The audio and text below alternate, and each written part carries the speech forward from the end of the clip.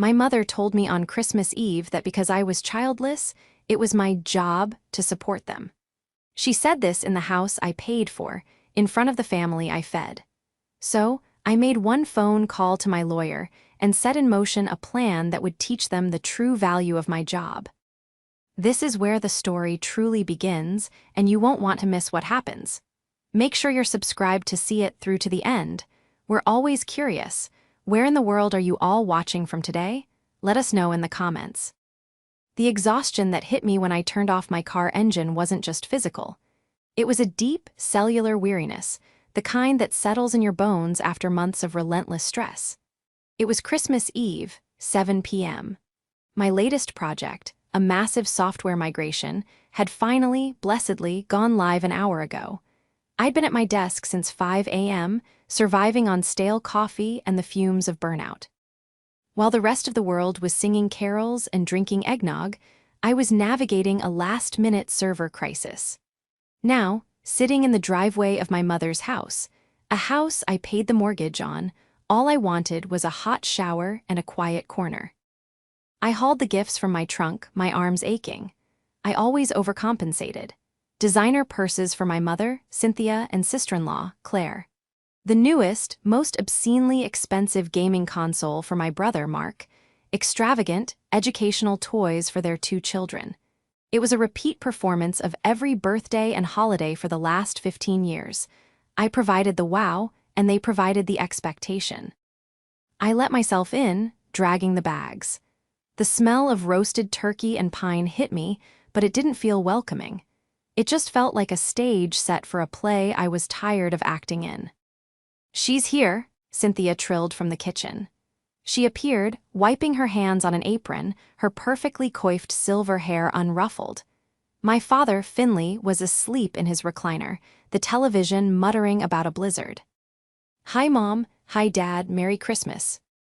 Cynthia's eyes immediately went to the mountain of gifts I'd piled by the door. "Oh, Edith, you shouldn't have," she said, using the exact same tone she used every year, a flimsy veil for "you'd better have." "It's nothing," I murmured, rubbing my temples where a migraine was beginning to pulse. "The food smells wonderful." "Mark and Claire are just getting the kids settled," she said, gesturing toward the kitchen. "They've been waiting for you to help with the final preparations. The scalloped potatoes need to be topped, and the green beans aren't even snapped yet." I winced. The thought of standing in a hot kitchen under fluorescent lights felt like a physical blow. "Mom, would it be okay if I just sat down for 10 minutes? The project at work was a nightmare. I haven't really slept since Tuesday. I just need a moment." Cynthia's smile didn't just fade, it curdled. She crossed her arms, and the warmth evaporated from the room, replaced by the familiar, icy disappointment she was so skilled at wielding. "A moment, Edith, it's Christmas Eve. We're a family, we're all tired." "I know, but I'm truly exhausted.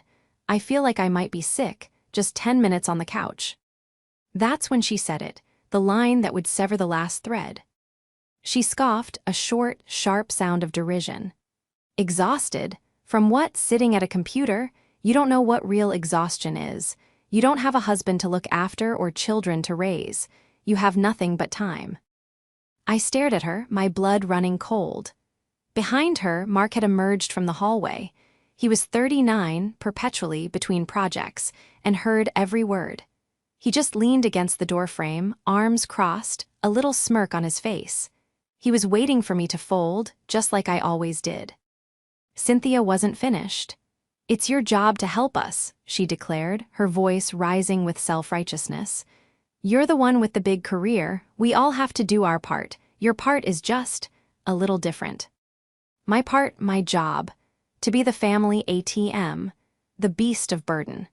The designated helper because my life, being single and child-free, was considered empty space, a resource to be colonized.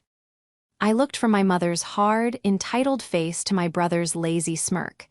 I looked at my father, blissfully snoring in the chair I'd bought him. I looked at the gifts I'd nearly bankrupted my sleep schedule to purchase. And then I looked at the front door.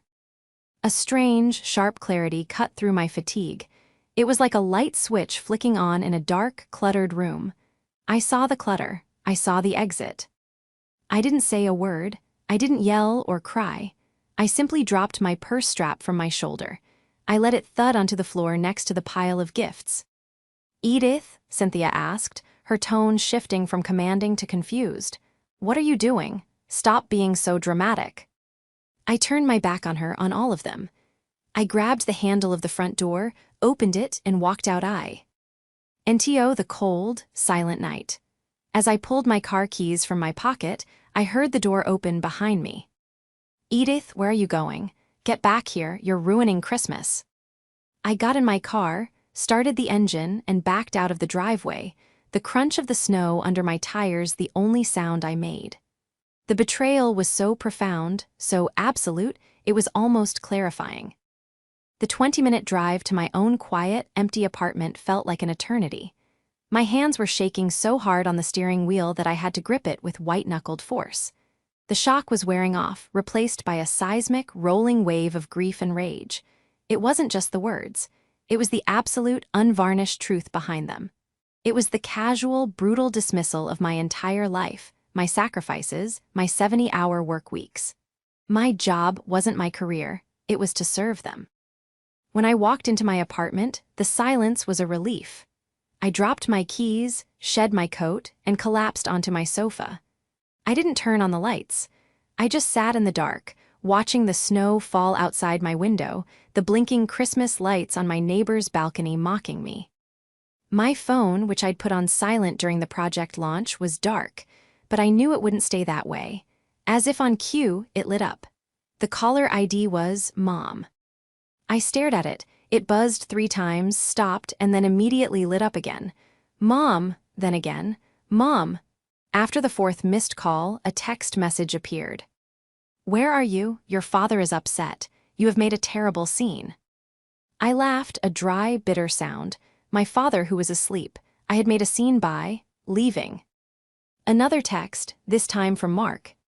"Way to go, Edith. Mom is in tears. You really ruined Christmas. What is wrong with you? Just come back and apologize so we can eat." Apologize? The audacity of it was breathtaking. I felt the migraine slam into my skull, a spike of pain right behind my eyes. I was the one who was supposed to apologize. My phone rang again. This time I picked it up. I don't know why. Maybe I needed to hear it one more time. "What is wrong with you?" Cynthia shrieked. "No, hello. No, are you okay?" "I'm tired, Mom," I said, my voice dangerously calm. "I told you I was tired." "You're selfish, Edith, that's what you are. After everything we do for you." "Everything you do for me?" I cut her off, and the ice in my own voice surprised me. "What exactly is that? Do you mean the way you've let me pay your mortgage for 15 years? Or the way you let me fund Mark's business that never makes a single dollar? Or how I pay for Claire's car lease and the kids' private school? What is it that you do for me, Mom?" There was a sudden, sharp silence on the other end. I had never, not once, spoken of it. It was the family's secret, the foundation of our entire relationship. Edith pays, we pretend she doesn't. "How dare you?" she finally whispered, her voice vibrating with genuine theatrical offense. "We are your family. This is what family does." "No, Mom," I said, standing up and walking to my window. "This is what I do, you just take." You ungrateful." She was sputtering, searching for a word big enough to wound me. "You'll be back. You'll be back tomorrow with your tail between your legs, begging for forgiveness when you realize you have no one else." She hung up. I stood there, the phone heavy in my hand. "You have no one else." A cold smile touched my lips. That's where she was wrong. I had my lawyer. I had my bank manager. And I had a very, very clear memory of a conversation from 15 years ago when my father's terrible investments had nearly cost them their home. I had stepped in. I had saved them. But they had forgotten one crucial thing. They had forgotten the fine print. They had forgotten who, exactly, owned the deed. My family's financial dependence on me hadn't happened overnight.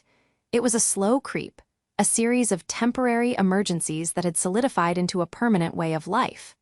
It began 15 years ago, when I was 29 and had just landed my first major promotion.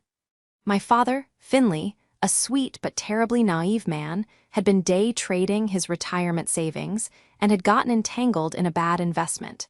They were months from foreclosure. I was single, making good money, and I couldn't bear the thought of my parents losing their home. So I stepped in. I cashed out my own stocks, drained my savings, and paid off the delinquent balance. The bank, seeing my stable, high-income job, agreed to refinance, but they would only do it if the mortgage was in my name.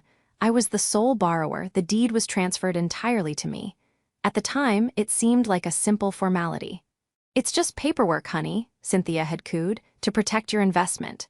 It was, she'd assured me, still their house. I had believed her. I had also believed her a few years later when my brother, Mark, graduated with a graphic design degree and boundless confidence. He was going to start his own freelance business. He just needed a small loan for equipment. That loan, of course, was never repaid. Then came his business expenses, which were really just his rent. Then he met Claire and they decided to get married. I paid for the wedding. Just to get them started, Cynthia had explained. When their first child was born, they needed a safer car. Claire deserved a nice SUV. I co-signed the lease. When the kids were old enough for school, public school just wouldn't do. They had to go to the best private academy. "It's for your niece and nephew's future, Edith," Mark had insisted, as if I were a monster for even questioning the $30,000 a year tuition. My job in the family was clear. I was the provider. Cynthia, my mother, was the architect of this dynamic. She was a woman who had always valued appearances above all else. She loved playing the role of the generous matriarch, hosting elaborate Christmases and bragging to her friends about her successful son and her wonderful grandchildren. She never mentioned that I funded her entire lifestyle. She had retired early, as soon as I'd taken over the mortgage, claiming stress. My father, Finley, simply went along. He was a passive, quiet man who was content to let Cynthia manage the family, and by extension, my bank account. He just wanted to watch his television and have a nice dinner. Mark was the golden child, the boy who could do no wrong. He was creative and sensitive. My success, in their eyes, wasn't a product of my intelligence or my brutal work ethic. It was just a happy accident, a stroke of luck that I was good with computers. I was the practical, unglamorous but necessary utility.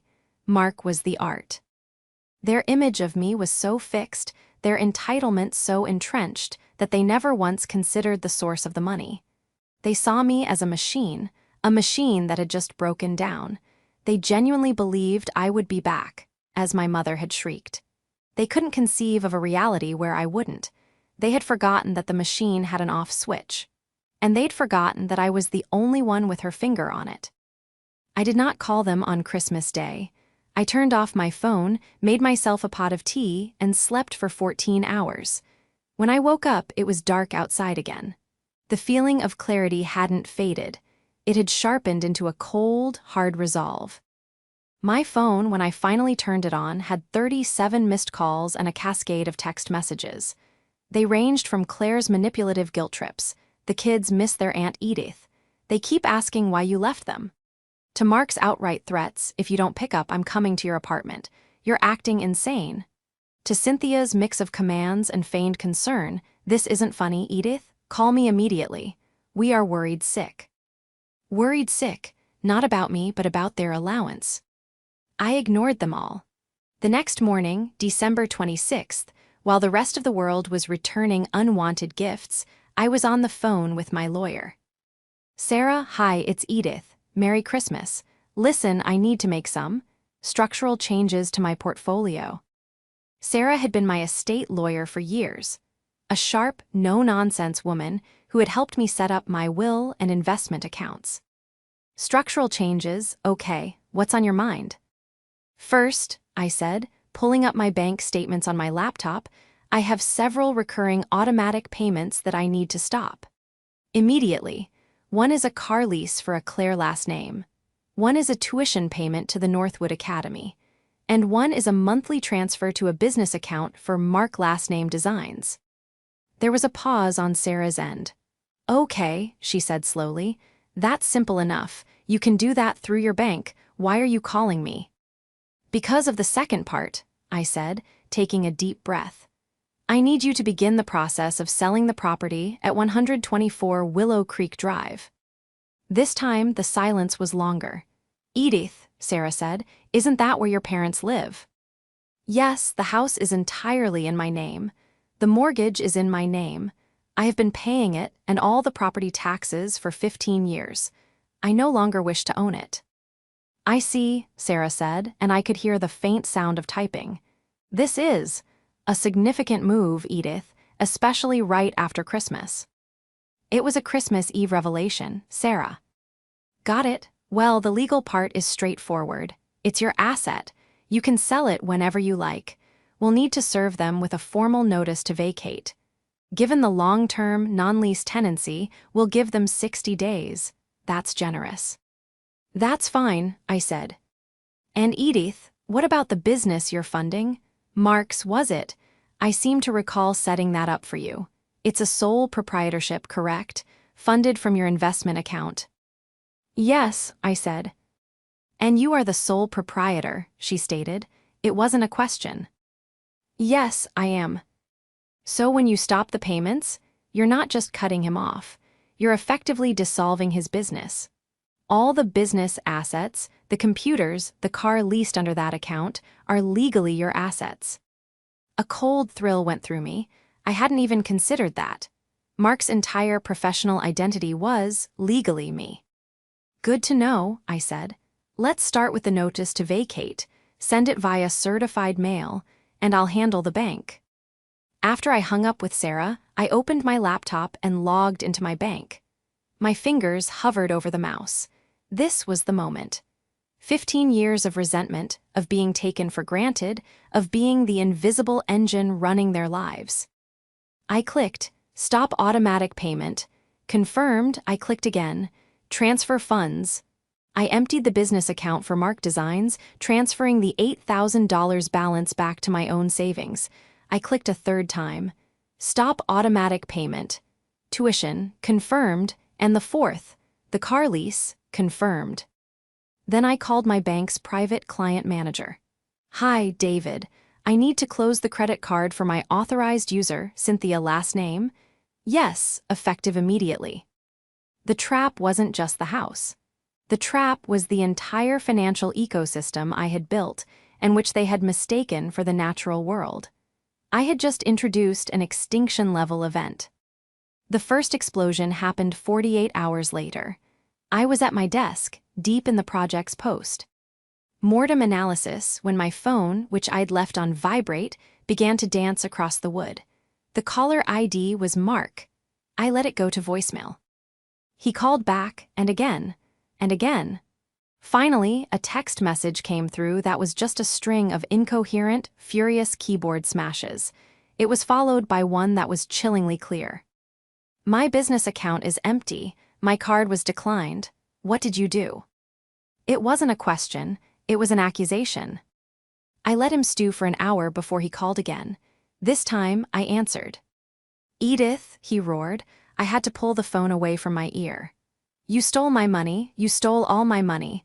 The bank said the account was empty. Hello, Mark, I said calmly, sipping my tea. It's not your money. It's my money. It's an account I own for a business I am the sole proprietor of. I decided to reallocate my funds. You, of all people, should understand a simple business decision. He was sputtering, a noise of pure infantile rage. But, my clients, my bills, my car payment. Ah, about that. The car isn't yours either, Mark. It's a business asset. And since I'm dissolving the business, I'll be in touch about recovering it.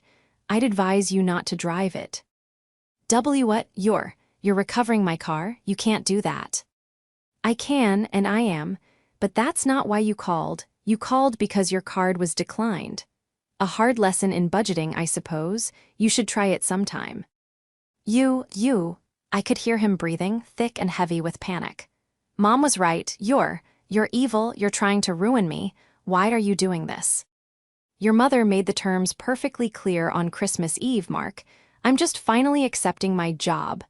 My job is to be the childless, husbandless woman with nothing but time. And I've decided my time is better spent managing my own assets, not yours.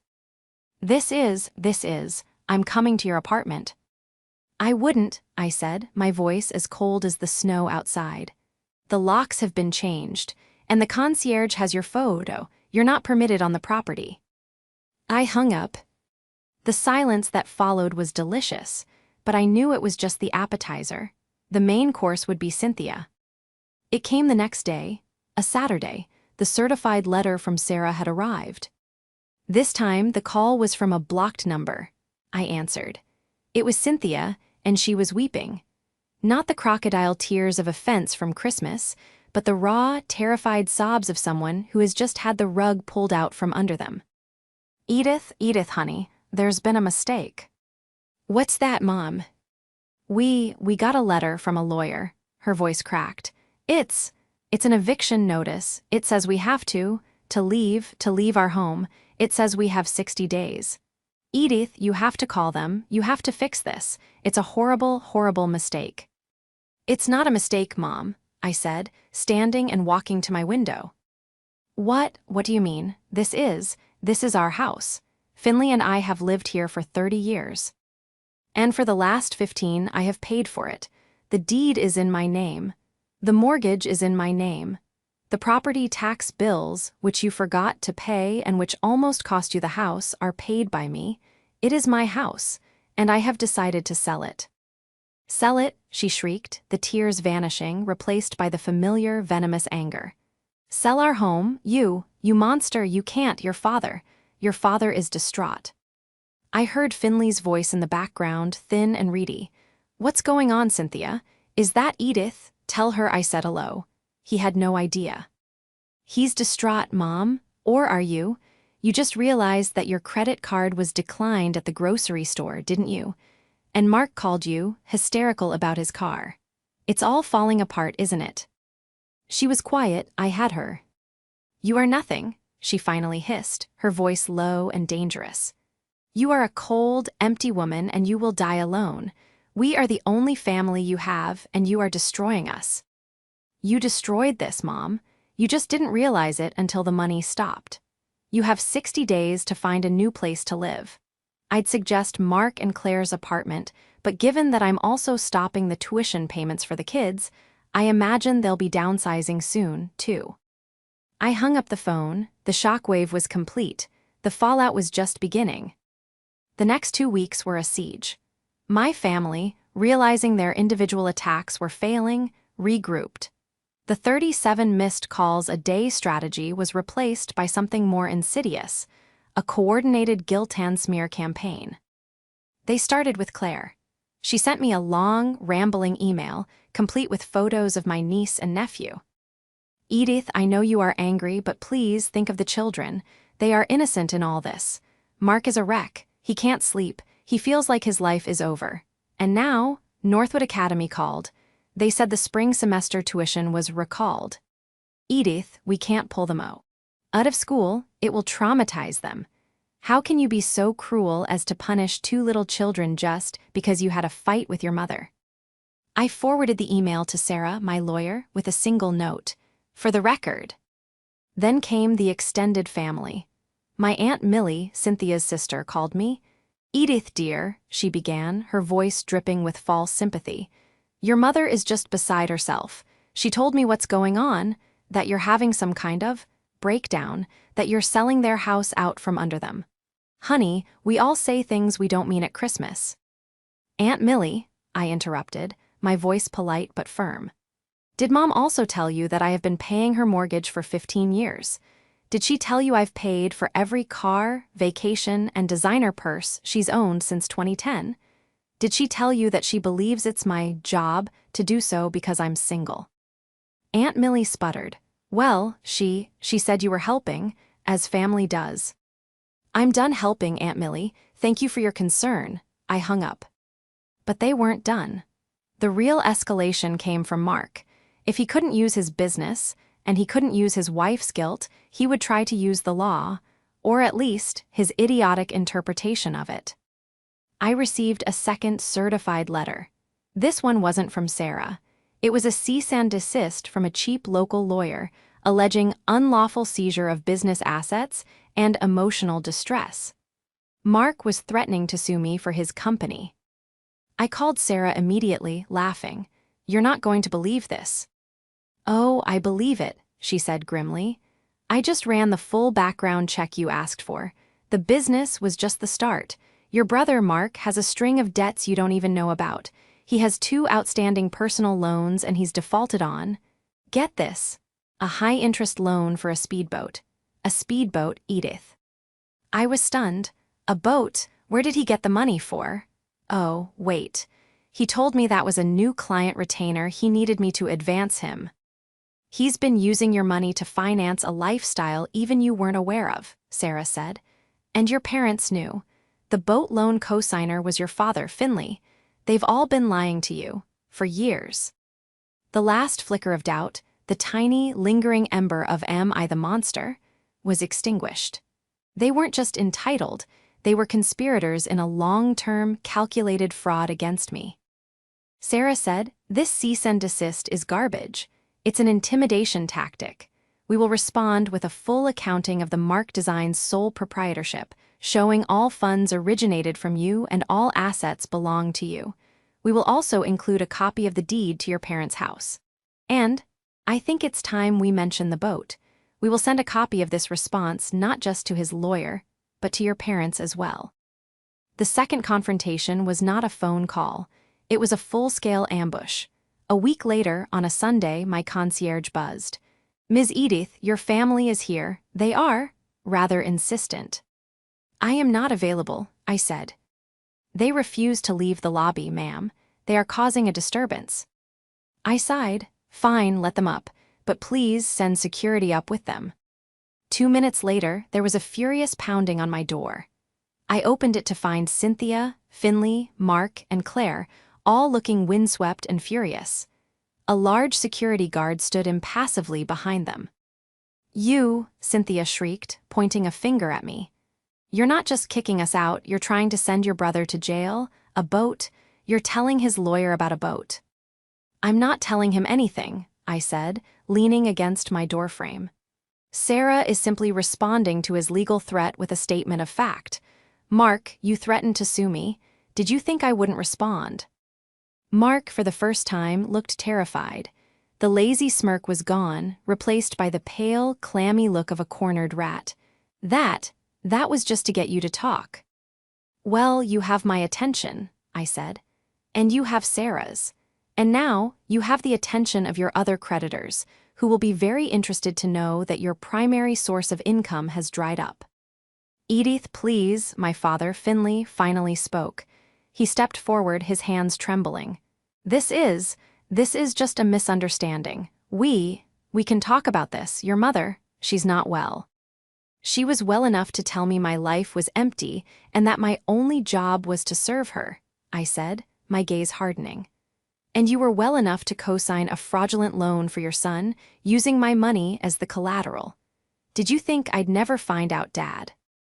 Finley's face went white. He recoiled as if I'd slapped him. Cynthia saw she was losing. "You're tearing this family apart," she screamed.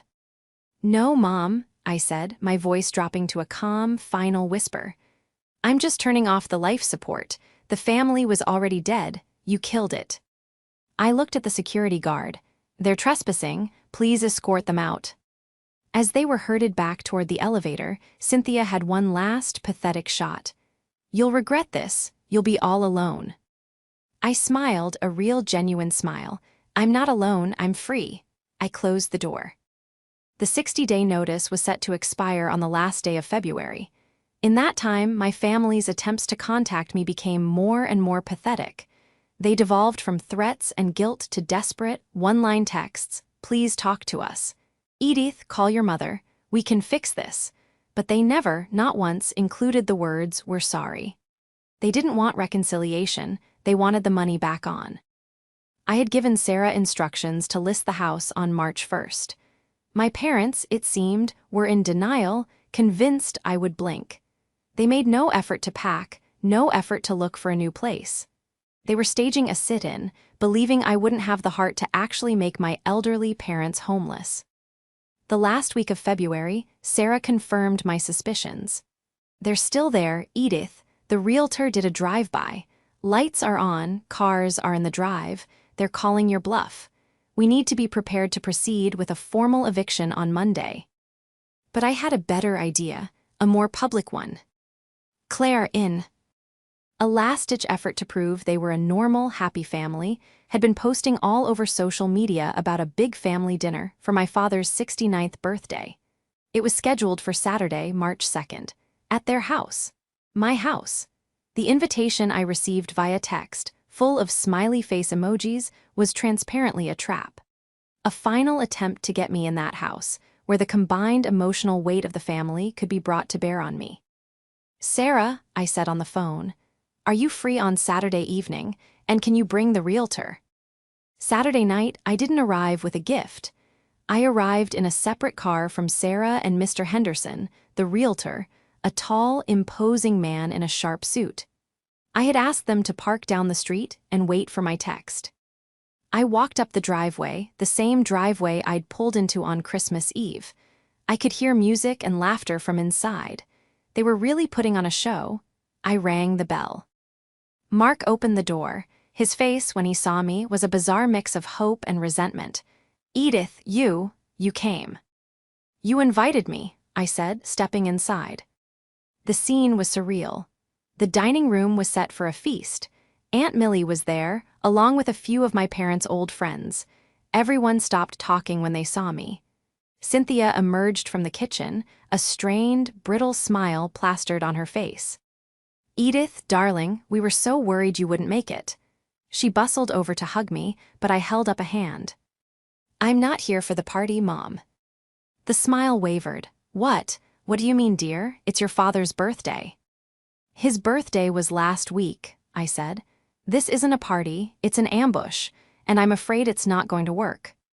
"I don't know what you're talking about," she said, her voice turning sharp. "You've all had 60 days to vacate my property. That notice expired yesterday. Instead of packing, you decided to throw a dinner party. Did you really think I was bluffing?" The color drained from Cynthia's face. The other guests looked around, confused. Our house," Finley stammered, standing up from the table. "My house," I corrected him gently, "and it's time to go." "You wouldn't," Cynthia shrieked, dropping the hostess pretense. "You wouldn't throw your own parents out in front of their friends." "You were happy to humiliate me in front of my family," I said. "Now, please, get your coats." "This is insane," Mark stepped forward. "You're insane, you can't do this, we haven't found a place." "That sounds like a you problem, Mark, not a me problem." I took out my phone and sent a text. "We're ready." A moment later, the doorbell rang again. Cynthia, distracted, snapped, "Mark, get the door." Mark opened it to find Sarah and Mr. Henderson. Mr. Henderson was holding a large, "For Sale" sign. "Hello," Sarah said, stepping inside, her voice projecting beautifully into the sudden, tomb-like silence. "I'm Sarah Klein, Ms. Edith's legal counsel, and this is Mr. Henderson from Prime Realty. We're here to begin the assessment for the sale of the property. Please don't let us interrupt your packing." Aunt Millie let out a little gasp. Mr. Henderson smiled broadly at the shocked guests. "Pardon us," he said, walking past them into the living room. "My, what wonderful natural light. This will photograph beautifully once the clutter is cleared. We're planning the first open house for next weekend." This was the moment. The public, undeniable, systematic exposure. Cynthia looked at her friends, their faces a mixture of pity and horrified fascination. She was utterly humiliated. How could you?" she whispered, her entire body shaking. "I learned from the best, Mom," I said. I looked at Mark, whose face was ashen. "Mark, Claire, I'd suggest you pack your bags, too. Since you're moving out of your apartment and Dad's house is now for sale, you'll all need to find a new place to live. Maybe you can all get a place together. Your family, after all. It's your job to help each other." Mark looked at Cynthia, his eyes wide with panic. The golden child, finally realizing the bank was closed, he didn't look at his mother with love. He looked at her with the dawning, furious horror of a parasite whose host has just died. That, right there, was my victory. I turned and walked out the door, leaving Sarah and the realtor to begin their work, their voices discussing staging and curb appeal as the party completely dissolved behind me. The downfall was not a single crash. It was a slow, pathetic collapse. The public humiliation at the party was the final blow. My parents' friends, who had only ever heard Cynthia's version of the difficult, ungrateful daughter, now had the full picture. The social exile was immediate. Legally, they had no leg to stand on. With the threat of a formal, sheriff-led eviction hanging over them, my parents and Finley, Mark, and Claire, Finley being the passive father, Mark the brother, and Claire the sister-in-law, not F. Inley as the father, which was a previous misunderstanding, finally vacated the house. They took only what they could fit into a U-Haul, leaving behind 15 years of furniture and junk I'd paid for. I had it all professionally cleared and donated. The house, in a hot market, sold in 4 days for 20% over asking price. The check, when it cleared, was the most satisfying I had ever received. Mark's life unraveled just as quickly. Without my funding, his business vanished. His car was repossessed. The lawsuit he'd threatened was dropped when Sarah sent the blistering reply, which included the promissory notes for the boat loan. He and Claire were forced to pull their children from private school. Claire, facing the reality of a budget for the first time in her adult life, got a job as a cashier at a grocery store. Mark, I heard through the grapevine, was doing delivery driving. Cynthia and Finley were the most tragic. They had no savings. Their combined social security wasn't enough to rent a decent apartment. They ended up moving into a small, cramped 2-bedroom unit with Mark, Claire, and their 2 children. The golden child was now their landlord, and by all accounts, he was a resentful and bitter one. Cynthia, who had once bragged about her son's creativity, was now a full-time, unpaid nanny, trapped in a tiny apartment with the consequences of her own making. I used the proceeds from the sale of the house to do something I hadn't done in my entire adult life. I took a vacation, a real one. I bought a first-class ticket to Italy and spent 3 months there. I saw Florence. I learned to make pasta in Tuscany. I walked through the ruins of Rome. I turned my phone off for weeks at a time. When I came back, I was a different person. The exhaustion was gone, replaced by a calm, quiet sense of peace. I had one final piece of business. I had Sarah set up a trust. I put a significant portion of my money into it with strict instructions. It was to be used for my niece and nephew, and only them. It would pay for their state college tuition and basic living expenses, but the funds were to be managed by a third-party trustee. My family would never see a dime of it.